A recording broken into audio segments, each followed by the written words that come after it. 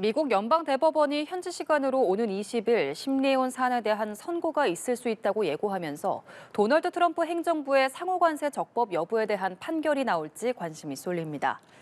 로이터 통신에 따르면 미 대법원은 홈페이지를 통해 심리온 사안에 대한 판결을 공개할 다음 날짜로 오는 20일을 지정했습니다. 대법원은 애초 지난 9일과 14일 선고가 있을 것이라고 예고하면서 관세 판결이 나올 거란 관측이 제기됐지만 관세와 무관한 다른 판결들이 나왔습니다. 미 대법원은 트럼프 대통령이 국제 비상경제 권한법을 근거로 전 세계를 상대로 광범위한 관세를 부과한 것이 헌법과 법률에 부합하는지 심리하고 있습니다. 미국 연방대법원이 현지 시간 14일에도 트럼프 미국 대통령이 세계 각국에 부과한 상호관세의 위법 여부에 대한 판결을 내놓지 않았습니다. 미 대법원은 내용은 알리지 않은 채 특정일의 중요 선고 예정 여부만 밝히는데 이날 홈페이지를 통해 3건의 판결을 공개했지만 모두 상호관세와는 무관한 내용이었습니다. 앞서 미 대법원이 현지 시간 9일 주요 사건 결정을 발표하겠다고 예고하면서 당시에도 관세 선고가 내려질 거란 관측이 나왔지만 최종 판단은 나오지 않았습니다.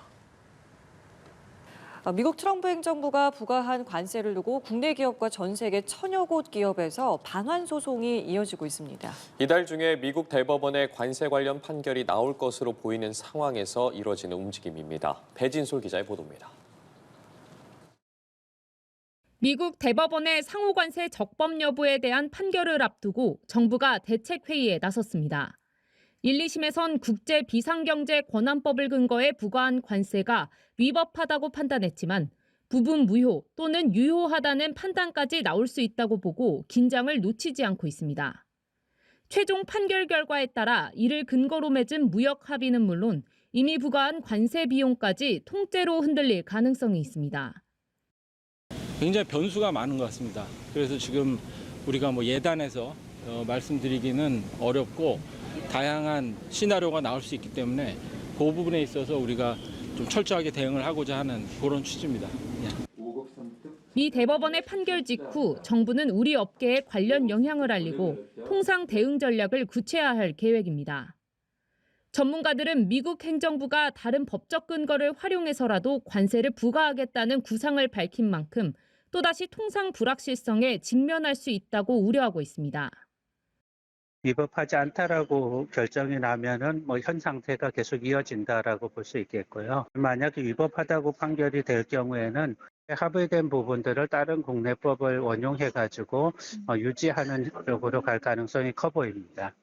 자동차와 반도체 등 특정 산업에 대한 품목관세 범위가 늘어날 가능성도 있습니다. 반면 상호관세 인하를 조건으로 맺었던 3,500억 달러 대미 투자 등 무역 합의는 그대로 유지될 것이란 관측입니다.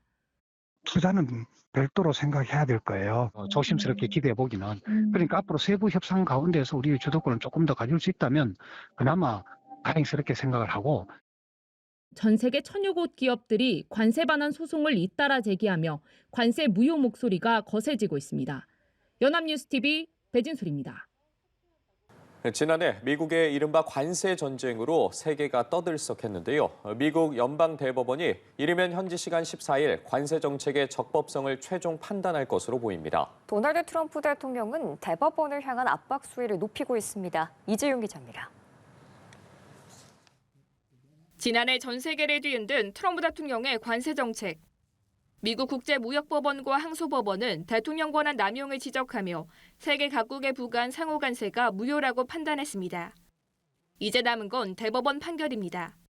이르면 현지 시간 14일 선고가 나오는데 대법원은 트럼프 대통령이 국제비상경제권한법 IEPL을 근거로 부과한 관세가 합법인지 심리하고 있습니다.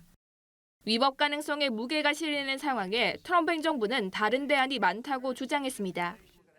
무역확장법 232조와 무역법 301조 등을 통해 관세를 유지하거나 재부과하는 방안이 거론되고 있습니다. 판결을 앞두고 트럼프 대통령은 반관세론자는 친중주의자라고 주장하며 대법원을 압박하고 있습니다. A case brought about by people that are China-centric, foreign-centric, but China-centric. We'll figure something out if we don't win, but we should win.